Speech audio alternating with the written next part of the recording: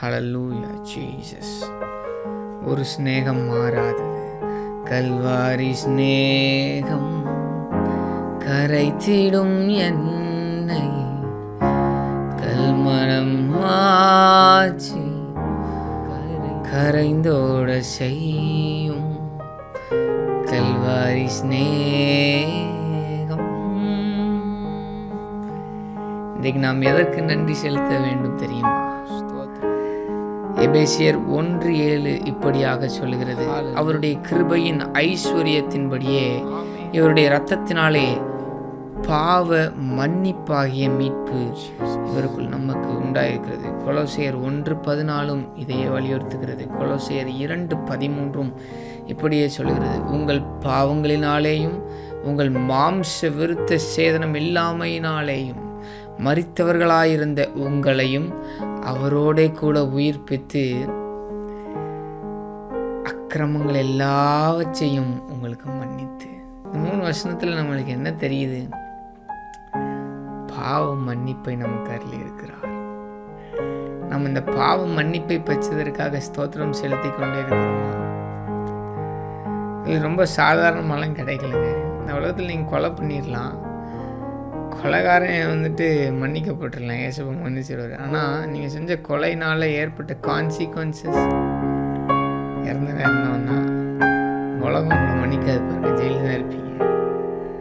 இப்படிப்பட்ட ஆக்கினை தீர்ப்பை கூட அவர் தன் மேலே முழுமையாக ஆவியிலையும் ஆத்மா எல்லாமலையும் ஃபுல்லாக அவர் எடுத்துக்கிட்டார். அவர் பாவ மன்னிப்பை கொடுப்பதற்காக சத்திய தேவன், ஒருபோதும் பொய்யுரையாதவர், பரிசுத்தம் உள்ளவர், நமக்குரியதெல்லாம் அவர் மேலே போட்டுக்கிட்டு அவர் நம்மளை மன்னித்தார். ஹல்லேலூயா. எங்கோ ஒரு கிரயம் செலுத்தப்பட்டிருக்கிறது என்று நினைக்கும் போதெல்லாம் ஸ்தோத்திரம் செலுத்த நம்ம ஆசைப்பட்டு கொண்டே இருப்போம். நம்ம ஸ்தோத்திரம் செலுத்தணும். அப்பா, நீங்கள் பாவத்தெல்லாம் மன்னிச்சிங்களே, ஸ்தோத்திரம்.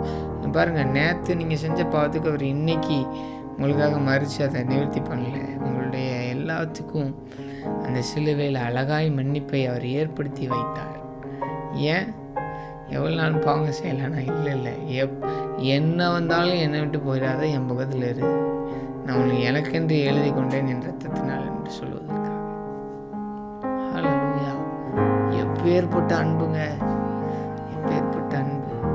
ஸ்தோத்திரம் சொல்லுவோமா? டேடி, அப்பா, எங்களை மன்னித்திருக்கிறீரே ஸ்தோத்திரம், உங்களுடைய பாவங்களை மன்னித்திருக்கிறீரே ஸ்தோத்திரம், இரத்தத்தினால் சுத்திகரித்திருக்கிறீங்களே ஸ்தோத்திரம். You sanctified us, O Lord. You forgave us, O Lord. அதற்காக ஸ்தோத்திரம் செலுத்துகிறோம்.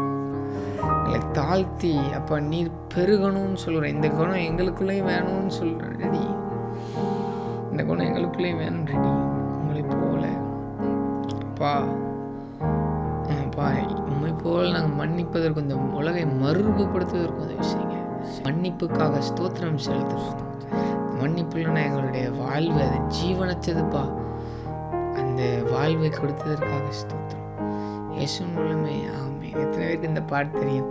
எங்களோட சேர்ந்து பாடுவீங்களா? நாம் மன்னிப்பதற்கும் அழைக்கப்பட்டிருக்கிறோம். பிதா எப்படி இருக்கிறாரோ அப்படியே பிள்ளைகளாகி நாமும் இருப்பதற்கு அழைக்கப்பட்டிருக்கிறோம். உலகம் முழுசும் எந்த கிரட்ஜுமே, அந்த ஒரு கில்ட்டே இருக்காது பாருங்க. மன்னிப்புன்ற ஒரு விஷயம் பிரதானமாக இருந்தால் நம்ம ஏன் இயேசுப்பாவால் மன்னிக்க கூடாது? சேர்ந்து பாடலாமா?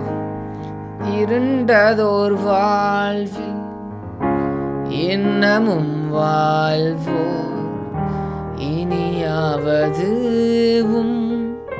திருமுகம் காண. இருண்டதோர் வாழ்வில் இன்னமும் வாழ்வோர், இனியாவதுவும் திருமுகம் காண. நாதாவும் ஸ்நேகம் பெருகட்டும் என்னில், நாதாவும் ஸ்நேகம் பெருகட்டும் என்னில். கேட்போமா? என்னை காணுவோர் உம்மை காணட்டும், கல்வாரி ஸ்நேகம். ஹல்லேலூயா. தகப்பனே, நன்றி செலுத்துகிறோம். நீர் எங்களை மன்னித்ததற்காக ஸ்தோத்திரம். எங்களை உம்மோடு ஒப்புரவாக்கி கொண்டதற்காக ஸ்தோத்திரம். உங்களை தயவினால் எங்களை மீட்டெடுத்திருக்கிறீர் ஸ்தோத்திரம். இந்த மன்னிப்பு அப்பா, இட் இஸ் ஃபார் எவர். அதற்காக நன்றி செலுத்துகிறோம், எங்களை தாழ்த்துகிறோம். இயேசுவின் ஜெபிக்கிறோம் நல்ல தகப்பனே, ஆமென். தேங்க்யூ. மன்னிக்க பெற்றோம், மன்னிப்போம். பூமி மறுரூபமாகட்டும். ஹல்லேலூயா. உறவுகள் மறுரூபமாகட்டும். God bless you.